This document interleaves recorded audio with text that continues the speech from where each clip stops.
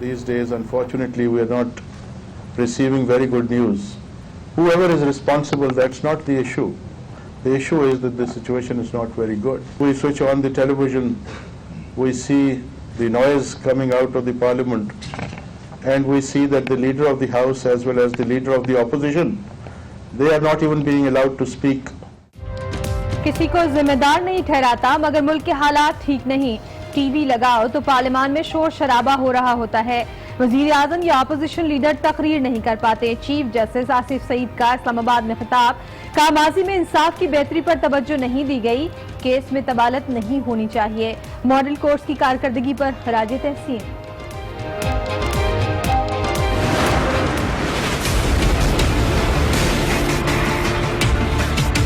ہم اس عوام دشمن اور پاکستان دشمن بجٹ کو فی الفور اور مکمل طور پر رد کرتے ہیں. جناب اسپیکر، ریونیو کا ٹارگٹ بنایا ہے 5,500 ارب کا.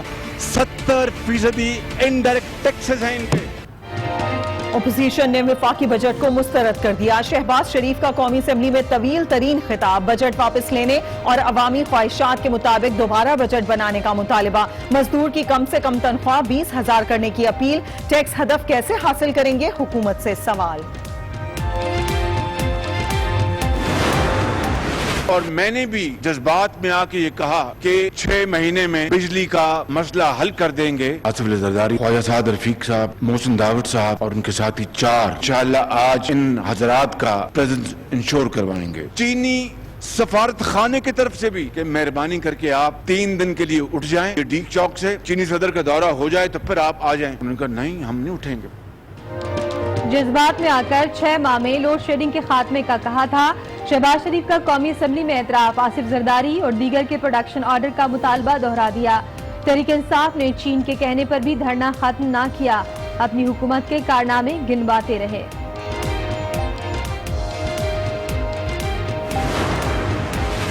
ہم 5,500 ارب روپے اکٹھے کر کے دکھائیں گے. عمر ایوب کا قومی اسمبلی میں جواب. کہا گزشتہ ادوار میں نوٹ چھاپ کر مصنوعی گروتھ دکھائی گئی. پیپلز پارٹی 7 اور نون لیگ 3 بار IMF کے پاس گئی. مہنگائی پر چیخنے والے ہی مہنگائی کے ذمہ دار ہیں.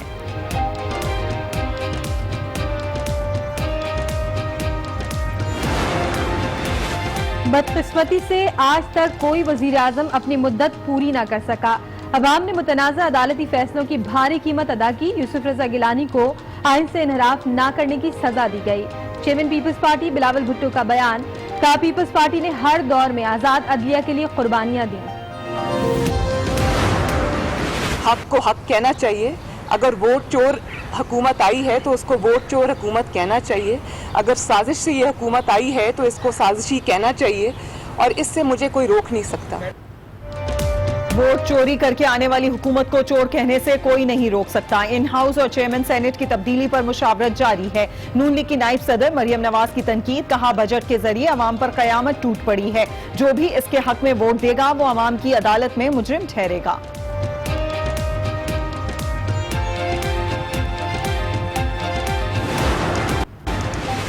پیپلز پارٹی کا منسٹر انکلیو اسلام آباد میں احتجاج. آصف زرداری کے پروڈکشن آرڈر جاری کرنے کا مطالبہ.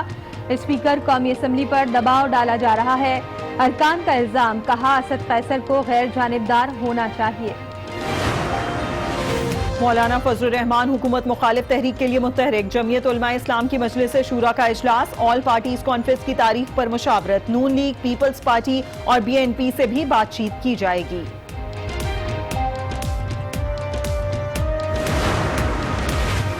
الیکشن کمیشن کو مضبوط کرنا چاہتے ہیں. باہمی اتفاق سے الیکشن کمیشن کے بہترین امیدواروں کا انتخاب کریں گے. وفاقی وزیر شیری مزاری کی پارلیمانی کمیٹی کے اجلاس کے بعد میڈیا سے گفتگو. کہا اگلے ہفتے تک باہمی اتفاق رائے سے ممبران کے ناموں کا فیصلہ کر لیں گے.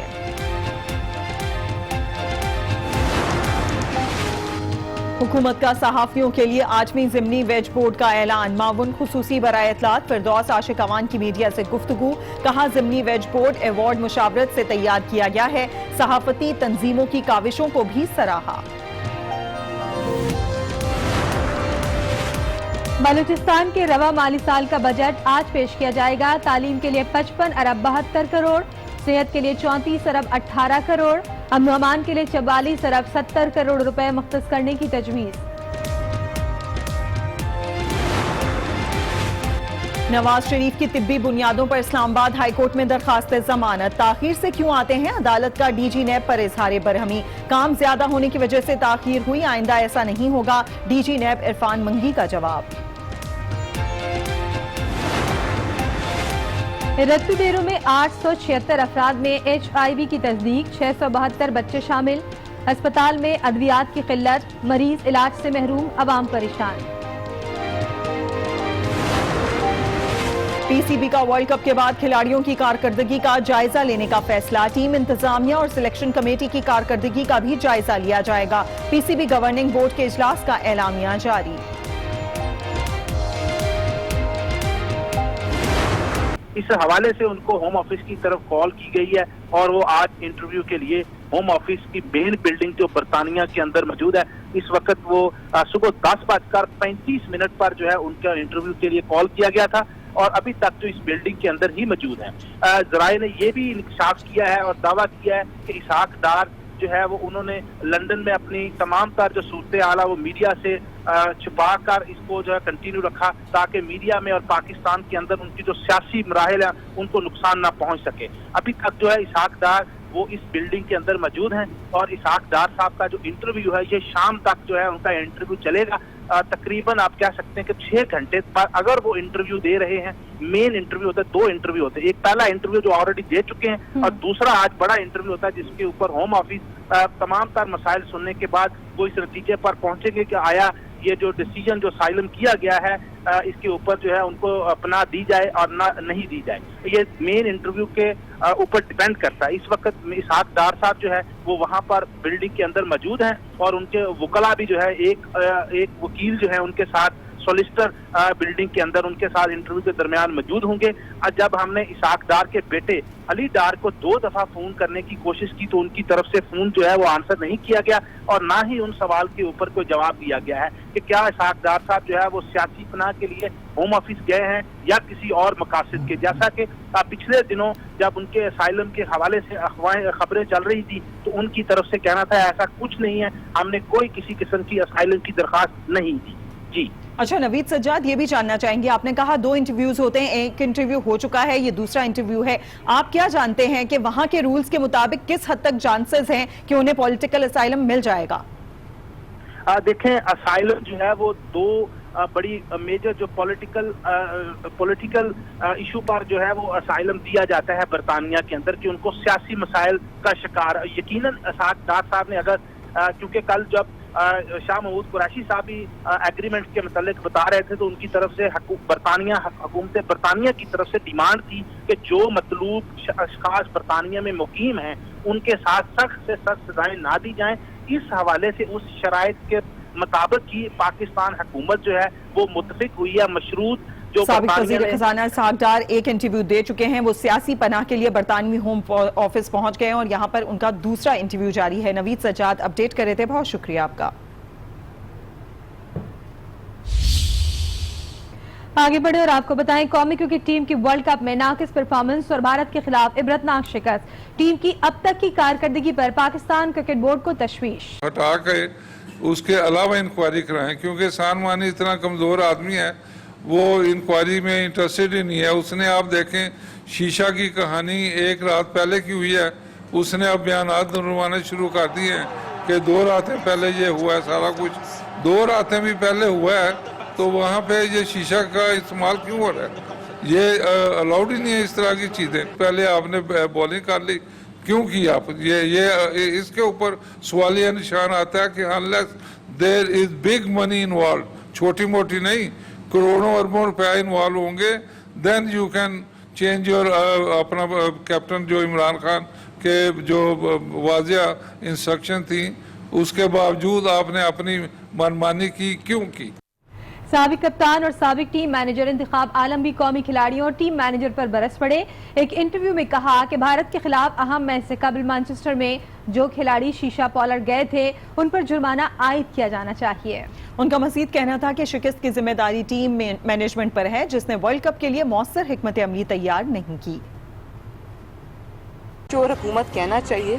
अगर साजिश से ये हुकूमत आई है तो इसको साजिश ही कहना चाहिए और इससे मुझे कोई रोक नहीं सकता। बहुत सारी बातों पे बिलावल के साथ मेरी बातचीत हुई काफ़ी तफसील के साथ, और उसमें बहुत सारे मामला ज़ेर बहस आए। इसके ऊपर ये फ़ैसला किया गया जैसे ये इन हाउस तब्दीली है या उसमें सेनेट के चेयरमैन की तब्दीली है या जो स्ट्रैटेजी बनानी है आगे की जिसके अंदर आपकी जो एजिटेशन है या प्रोटेस्ट हैं, वो तो उस पर तो बातचीत चल रही है जमातों की। कल शहबाज शरीफ साहब की जो प्रेसिडेंट हैं PMLN की, उनकी भी मुलाकातें हुई हैं अपोजिशन पार्टीज़ के साथ, तो ये बातचीत जारी है। और जो रिफाइन होके उसका क्रक्स जो है या उसका जो कंक्लूजन है वो इंशाअल्लाह ताला बहुत जल्द अब होगी APC, तो उसके अंदर लेके जाएंगे। ऐसे बजट को मंजूर होने देना, जो इसके हक में वोट देगा वो अवाम की अदालत में मुजरिम ठहरेगा।